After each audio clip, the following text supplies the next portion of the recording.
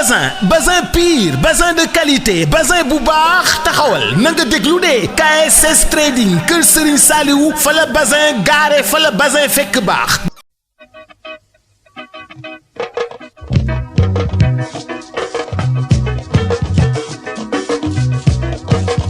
jërëjëf mbokk yi ñuy seetaan ci seen site 28 Pro ñu ngi am mbégte ànd ak yéen ci seen émission découverte avec sunu gan nag tey dañ leen koy bàyyee rek mu présenté wu yàgg nañoo waxtaan ak moom ku nekk xam na ko nag ci dëkk bi ci li muy yëngu El Hadj Mamadou Morane Gueye ñu ngi lay nuyu. maa ngi leen di fay di leen ziyaare bu baax di baalu àq ñëpp ñi nga xam ne ñoo ñuy seetaan.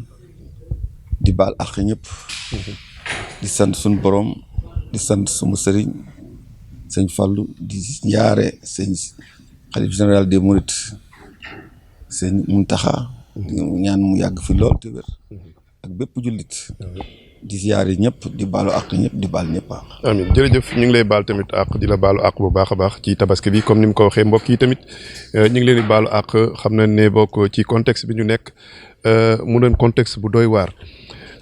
foofu sax xam naa la ñu bëgg a parce que ñu ngi fii nga xam ne moom mooy temple du savoir lañ ko mën a wax ci biir école bi école de l'excellence fii la ñuy defee tey waxtaan bi bu njëkk ba ca fële la woon ca élémentaire ba tey ñu fii nga xam ne moom mooy secondaire bi collège bi.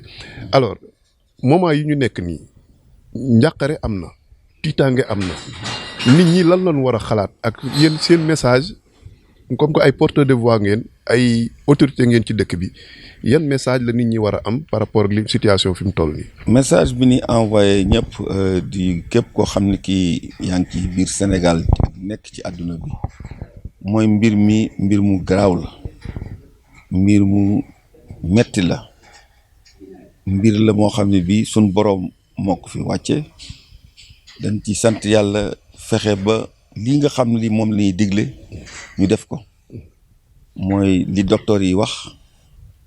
li nga xam ne lii moom itam mooy li nga xam ne doomu aadama war na koy def muy set di setal di def gestes barrières yi di wut di raxasu di takk masque loolu yëpp day loo xam ne lii li ñuy digal la te muy lu baax ci ñun ndax feebar la boo xam ne bii kenn xamul fan la yem te loo xamul fan la yem nag dañuy ni ñu ko waxee mooy dañuy dund ak moom xamuñu ban at la buñ sañoon suba mu jeex wante comme suñ borom mi ngi sàkk doomu aadama teg nañu loolu dañ koy nangu ànd ak moom nag di dund ak moom di moytu jataay yu bari ñu moytu ko événement yu bari ñu wàññi ko te itam li nga xam ni daal mooy fu nit man di dem itam bu dee voyager bu dee doxantu bu dee dem ci grand place ñu seet distance bi nit ñi nekk ak moom loolu defe naa ni buñ ko defee mbir mi waxuma dana jeex wante dana wàññeeku lu bëree bëri te loolu defe naa ni lu ñu digal la kër docteur yi nañ leen déglu kilifa diine yi ak kilifa aada yi lépp lu ñuy wax rek pour njëriñu Sénégal la pour suñu njëriñ la. vaccination yi yow vacciné wu nga. vaccination yi ban ko doon maye sax waxuma la maye mais buñ ko doon jaay man ma jënd ko parce que jënd bi demoon naa ba fu ma mën di dem fu amee foofu fu ñuy vacciné danaa fa vacciné ak sama njaboot. alors ñu wax ci li nga xam ne moom nga nekk di ko gérer wala nga ciy yëngu muy wàllu éducation xam na ne da nga yëngu sax ci social da nga yëngu tamit ci yeneen opérateur économique nga mais Mbàkke léegi koo ci wax éducation surtout ci la gën a focaliser wu parce que moom nga ëpp loo investir tey njàng bi nga xam ne boo ko yaa ngi ci secteur bi école bi tey boo ko doon xayma maanaam ci fi mu toll ak fa mu tàmbale woon yan jaar-jaar la ay jafe-jafe yi ci nekk yan maanaam avantage nga gis ci ba mu gënal la ngay gën a investir. école bi départ ba metti na lool parce que xalaat naa ni woon école bu Mbàkke mënut a ñàkk bien que bu njëkk sax dañ doon cible école yi naan école nasaraan yi mais xalaat naa ni woon bi nga xamee ni ñu ngi def di jàng mu ndaw njàng mi avancé ba ñu war a génn dem jàngi feneen ma gis ñu bëri dañuy bàyyi njàng mi buñ bàyyi njàng mi nag duñ am luñ def dañuy taxawaalu wala dara ma ni école privée mënut a ñàkk parce que am na ñoo xam ni bëgg nañ jàng mais xëy na fi ñu war a àgg amuñu moyens yi may naa ko créer boobu ba léegi nag si sant yàlla di sant suñu waajur di sant turandoo école bi nga xam ne bi itam lépp moom la muy sëñ Fallou boobu bu amee nag école baa ngi dox muy metti nag parce que ay charge la woon yu metti ay employés da nga leen di jël pour fay leen day jafe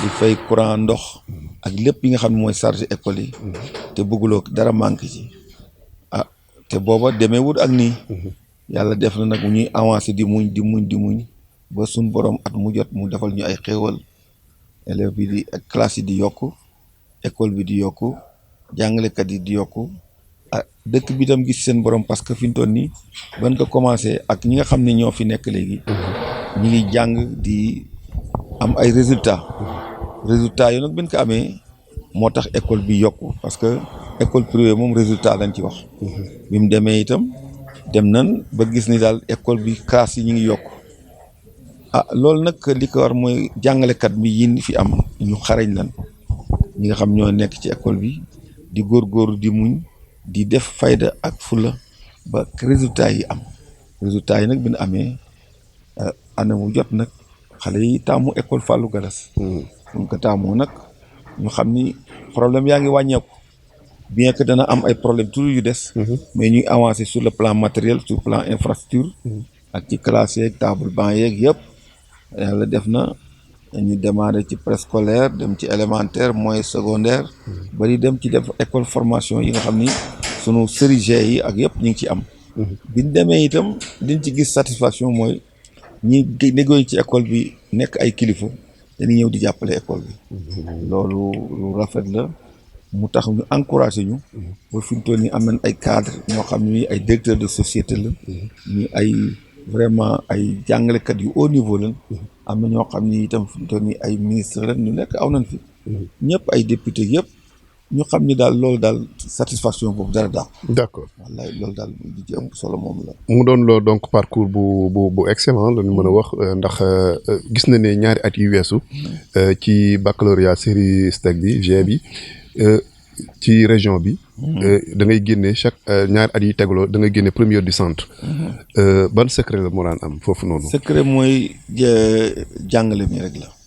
jàngalekat yi waa administration enseignants yi parents d'élèves yi ak élèves yi parce que am na ay ligne de conduite buñ ko defee ci ab école wane ni lii mooy règlement intérieur bi ku mën na bëgg jàng ñëw jàng ku bëggul jàng ñu génne la ñi mën a jàngale itam dañ leen di tànn seet leen ñi nga xam ñoo ci gën a xarañ ñu indi leen fi di motiver jàngalekat yi itam motiver ñi nga xam ñoo fi nekk su ko defee ku nekk da nga ciy def sa kéemtalaay kàttan loolu nag ñuy dem am ay nawle nag nawle yoo xam ci ñoom lañuy xool parce que boo seetee école catholique yi yu ci bëri ñoom ñooy def ay résultats mais ñun ñooñ la ñuy roy léegi parce que dañ ñoo xam ne ñi dañoo am fayda fulla ba pare di def njàngale moo xam ne bii dañ ciy dépenser à fond d'accord loolu moo tax nag ñu itam ñu ni léegi comme ñooñu am nan résultats yooyu am ñun tam war nañ ko am d'accord moo tax premier du centre yooyu ñu ngi ciy def di ko félicité ñi nga xam ñoo ci ne mais lépp ci conduite école bi rek la ak li école bi visé mooy dem ca kanam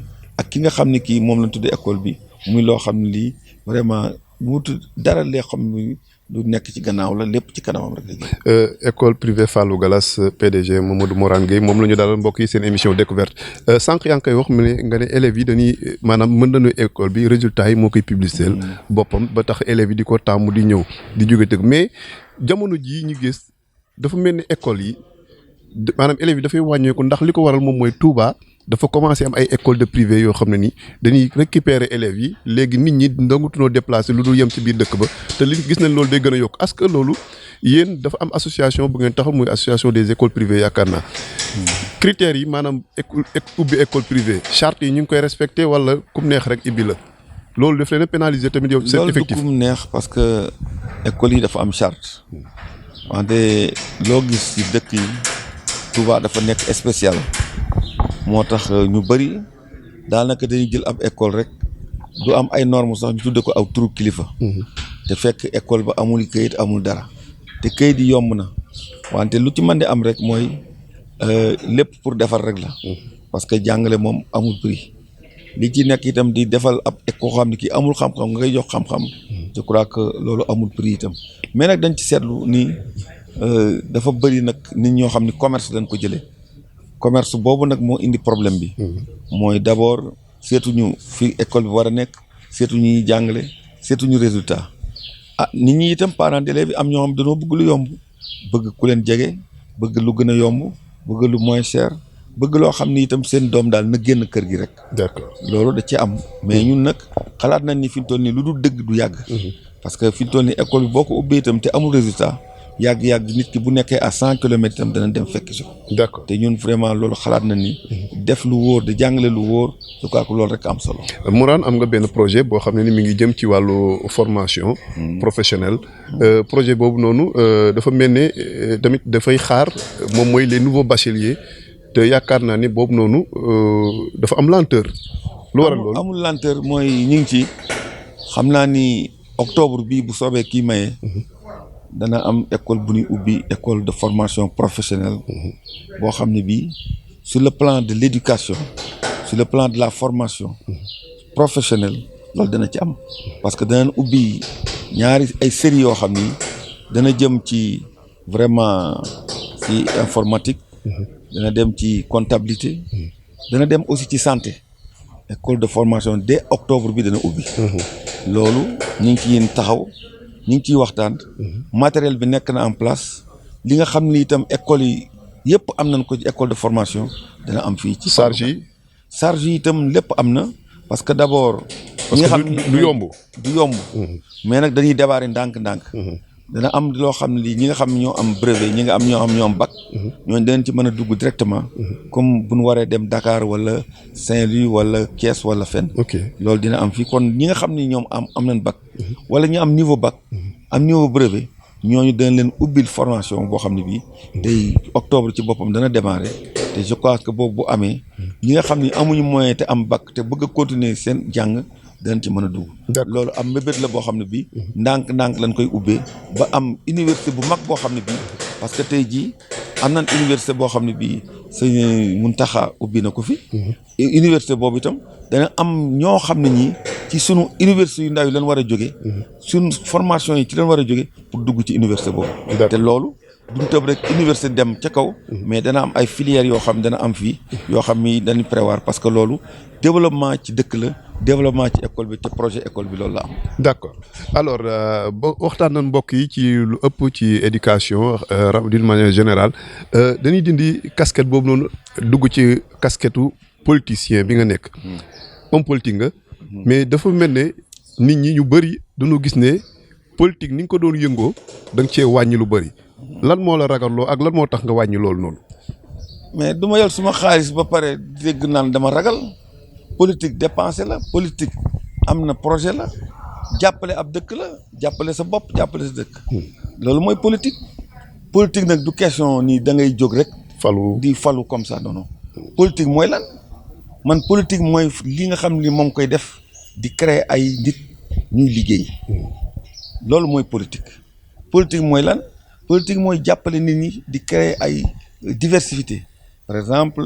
naa la santé ñu ngi créer ay organismes fii ci dëkk bi. ci formation ñu ngi koy def. d'accord ci éducation ñu ngi koy def. ci sport ñu ngi koy def. ci santé ñu ngi koy def. mais loolu mooy politique mooy aar bi nga xam ne bii mooy développer cité bi loolu mooy politique. mais man politique bi tax nit ñi di wax moom mooy que ni yore sa parti wala bokk ci parti di rassembler di mobiliser di wax ci parti bi di wax ci gouvernement bi bëgg a samp am ay ndombay tànk mais bokk xam naa ne politique de développement yaa ngi koy parce que yaa ngi créer ay emploi ak yooyu noonu mais bi tax nit ñi di soow daf na mel ne daal parce que déggoon na la fi yow candidat nga woon ci mairie élection yële locale yële weesu bii tamit dafa mel ne kenn déggaatul nga wax. mooy politique boobu noonu may dégg nañ ñu wax kay sama parti bi nga xam ne maa nekk ci parti socialiste. nekk ci mouvement ànd defar Ndar. Mbacké ñooñu daje nañ ba wax ni candidat lan ma proposé ci mairie. muy ànd defar ba nga àndoon ak ndem si yàlla Iba Gueye. ba defar ko. ànd booba nekk mu woon candidat dama nekkoon ci coalition ñuy liggéey yàlla def na moom suñu borom jëlee na ko fi. mais ñooñu ba tey ñu ngi ànd ba léegi. ñu ngi ànd te parti bi ma nekk itam maa ngi ci ba léegi. parti bi ma nekk itam ñu ngi réunion ñu ngi wax. ñu ngi concerté wu di saafonte di def ay tournée. loolu ñu ngi koy def léegi nag la nit ñi bëgg mooy ku bokkul suñu parti la wax dëgg yàlla. xëy na yenn information yi mënoo ko am mais ñi nga xam ne ñoo bokk coalition. bokk ñi nga xam ne ñoo bokk mouvement. bokk ñi nga xam ne ñoo bokk parti ñoom xam nañ lan la te loolu ñu ngi ciy dox teggiwuñ suñu tànk defuñ ci dara demuñ nag boo xam ni bii dañuy dem fu nekk di fa wax naan lii la ak di diggalul mënut danoo nekk ci am mbir nekk ci ab programme. programme boobu mooy suñ li nga xam ni moom la ñu parti bi wax moom la mouvement bi def moom la coalition bi def. muy programme ban. mooy programme développement jàppale ay nit dëkk bi dem ca kanam. loolu rek la. ba sa ambition tamit mi ngi ci bopp mairie Mbacké. bien sûr. waaw kuy def politique te mënoo nekk maire Mbacké mais bon parce que yu bëri mënoo koo réaliser. mënoo ko def te nekkuloo maire. mais am na ñu naan li ko tax bu bëgg a nekk mairie moom mooy que ni dañ ko fee tegoon ay sommation par rapport ak terrain yi mu occupé fii ci Mbacké mën nañu place bi nga xam ne moom la nekk.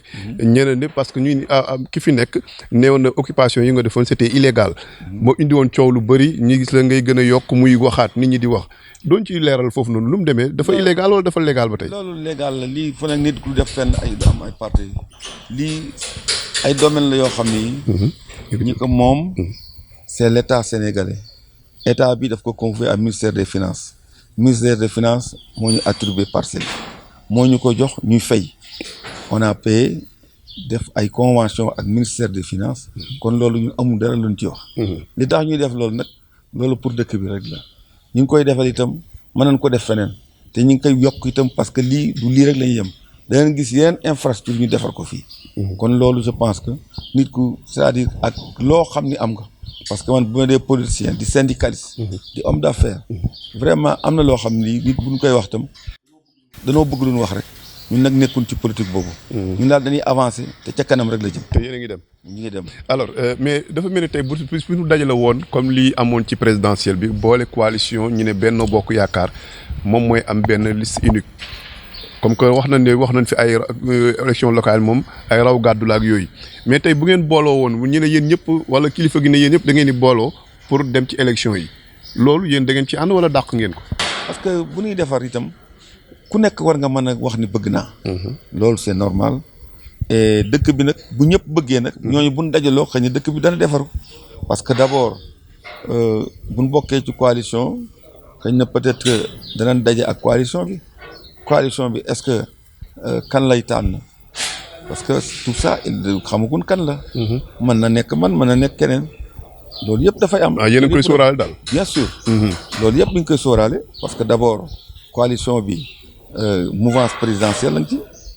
Benno Bokk Yaakaar lañ ci ñëpp dajaloo nañ nekk ci te loolu mais sur le plan local nag xam nga dafa bokkut ak élection ay président ak yooyu. local moom c'est local. et il faudrait que ñu xam ni local waa population bi ñoo koy tànn. bu population bu tànnee nag mais ka gën a ëppale moom la ñuy def maire te ku nekk ba nga war a mu yaakaar nag mais ku nekk xam na ku la man ak ku la mënut. mais El Hadj seen dëkk bi. dafa bëri ay candidats te bokk benn coalition te ku ci nekk nag xam naa ne doo bàyyi ak sa morom loolu est-ce que du leen tamit yóbbuwaat ci maanaam beneen mbir boo xam ne dana leen indil ay jafe-jafe ngeen ñàkk li nga xam ne moom mooy local yi seen coalition bu fekkoon da ngeen tënkoon say nekk benn ngeen ñàkk ko keneen daal di génn ci bokkul ci coalition bi. loolu mën na nekk lu nekk mën na nekk xam nga en matière de politique. kon donc ay risques ngeen di demee. ay risques la kay bu sayoon kay kenn mooy coalition bi day am benn candidat ñëpp ànd ci. mais bu fekkee nag dëkk bi ki ngay tànn bu fekkee yow yaa ko ëpp doole gën koo am vision gën koo ëpp ay projet gën a taxaw mais ñu gën la bëgg ñëpp ni yow la mais da ngay daal di dem mais je pense que local moom dana war a bàyyi ku nekk tànn rek buti ñu bañ a dugg ci ay affaire coalition wooyu ñu bari a dugg parce que d'abord coalition yi mën na am mais en général boo tànnee nit rek gars yu bëri dana dem def leneen kon nag je bàyyi population bi mu tànn je crois que moo gën. moom moo gën alors tey donc su ngeen doon maanaam xayma seen maanaam ñu dikkaat sax ci li nga xam ne moom mooy parti socialiste bi nga xam ne maanaam moom dañu ne maanaam maanaam dañu bëgg nga leeral ñu ci rek parce que yéen a ngi dem bureau yi ñëw di bureau bokk nga ci kàngam yi. ñu dikkaat ci li nga xam ne moom mooy tur course bi. course bi coow li la bëgg nga leeral ñu ko. course bi nee naa la ab comité départemental provisoire comme ni CNG amee CRG ak CDP kooku en général préfet moo koy décider pour le niveau départemental région bi gouverneur ministre bi national. léegi bi ñu ko defee ñu 2 ans la ñuy élire renouvelable préfet moo koy def sur proposition de l'inspecteur bi ñu ko defee man ma nekk président moo am un bureau mais course dafa am ay particularités lu ñu ci def dafa am ñoo xam ne bii même boo diriger course départementale am na ñoo xam ne ñu tuddee promoteur ñoo xam ne mën nañ dawal course sans comité bi mais comité bi moo koy superviser su ko defee léegi boo amee sa xaalis léegi da ngay dem verser ko wane ni am naa xaalis dama bëgg a dawal course kon léegi un intrus comme ça fu mu nekk rek mën na dawal course loolu moo am ci Mbàkke gi te que defee nag ñoom ñu dawal course boobu mais nag il faut aviser les autorités le préfet le maire ak l'instance de dirigeance loolu moo ci nekk mais xam naa ni mbir mi da ci am ay patax pax yàkkamtu ci am mais l'essentiel mooy ku yore ab structure boo sanoon chaque dimanche moo am événement. mais course bi kon journée boobu noonu doon ko naroon na maanaam politique rek. waaw kii moom moo yore maanaam site bi. kii moom moo yore produit bi. ñoom ñaar ñëpp ku ci nekk bokkuloo fa nga jëm. ñu indi tiraillement. wallaay loolu la c'est-à-dire ñàkk xam rek la. mais biñ ko xamee itam xam nañ ni raison bi parce que course bi tey jii buñ ko clôturé woon mu am caabi bala nga caa dugg da nga ñëw laaj caabi ji parce que il faut mu am c'est que course Mbàkke yàgg na. autorité loolu défaut la boo xam ne bii ñi fi aw ñëpp la parce que heure bi waroon fekk ñu clôturer ko bu yàgg boobaa coow li du am mais course bu la neexee léegi dem nga dugg fa doo tàggu kenn kon loolu am na fi. kon site bi ñu doon wax ne dañ koy joxe wuñ ko finalement foofu dañ koy delloo. non site bi d'après information yi ñu am te dara lu amul mooy état Sénégal nee na dañ fay def ab école de formation loolu ci dégg nañ ko mais boobu ba mu waree commencer yàgg na. ban ni woon léegi dañuy am partie boo xam ne dañ ciy jox artisan yi yeneen partie bi ñu jox ko école bi mais boobu léegi dara amu ci kon nag léegi loolu bi mu amee am nag fi mu toll nii ñu ni léegi dañ leen di may que ñu dawal course bi mais bu paree école bi doo ko installé. d'accord ci loolu lañ d'accord. kon daal fi ne nii dañ ko reporté ndax xew-xew bi fa am ci dëkk bi. wallaay ak mbës mi.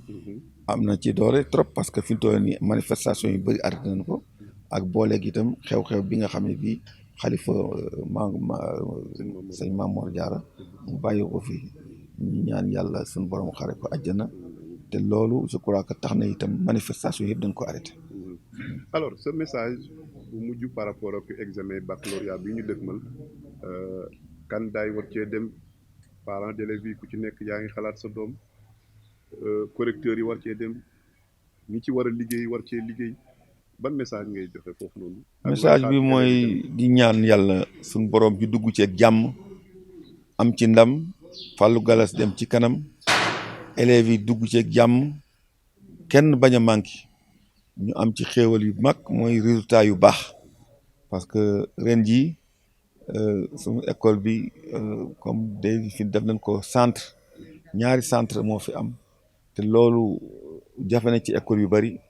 kon loolu ça veut dire que ministère éducation nationale am na fu mu teg ak fu mu jëgale école Fallou Galas wax dëgg yàlla dugg nañ ci commencé jàmm ak série G bi ba élèves yu bëri yi nga xam ne ci am nañ ci pourcentage bu baax. 66%. ba ñi nga xam ni itam mooy premier du centre bi génn suñu école loolu ñu ngi ciy félicité ñi nga xam ni ñoo am loolu. di ñaan yàlla loolu wàll bac G bi nga xam ne dañ koy bac général bi nga xam ne dañ koy commencé ñaan ci ay résultats yu baax mu nekk sunu njiglaay sunu boroom lafal ñu cat ñu dugg ci comme année yi daan passé daal école bi am résultat yu baax. ci jàmm Fallou Galas nekk ca kanam département bi am ci ndam région bi am ci ndam ñun ñëpp ñu am ci ndam yàlla def ñu fekk ay déwén yu bari. amiin. jërëjëf mbokk yi jërëjëf donc ci jotaay bi nga xam ne amal nañu ko fii nga xam ne moom mooy école privée Fallou Galas dalal fii dajal nag dalal ki nga xam ne moom mooy déclarant responsable El Hadj Mamadou Mourane Gueye dégg ngeen ni ñu ko waxee waxtaan na lu bëri ci jëm ci projet yi nga xam ne moom la naal ngir école bi waaye tam ngir département bi waxtaan tamit ci li nga xam ne moom moo soxal local yi di ñëw ak ci li nga xam ne tamit moom moo jëm ci seen parti bi di parti socialiste waaye tamit wax ci li nga xam ne moom moo nekk actualité fi mu ne nii muy mbas mi te lëmbe réew mi nit ñëpp kon mbokk yi message bi moom mooy que ni gën leen di bàyyi xel ci feebar bi takk leen seen masque dem leen ñàkku ji bu fekkente ni moom mën ngeen koo def seen wér-gu-yaram may leen ko ci nu mu gën a gaawee ngir xeex mbas wi mbokk yi maa ngi àndoon nag sama équipe technique ci caméra bi Serigne Mbacke Fall ak ki nga xam moom mooy Bekkaay ci réalisation bi Talla Samb di leen dig daje ci yeneen jotaay ci seen site 28 Pro.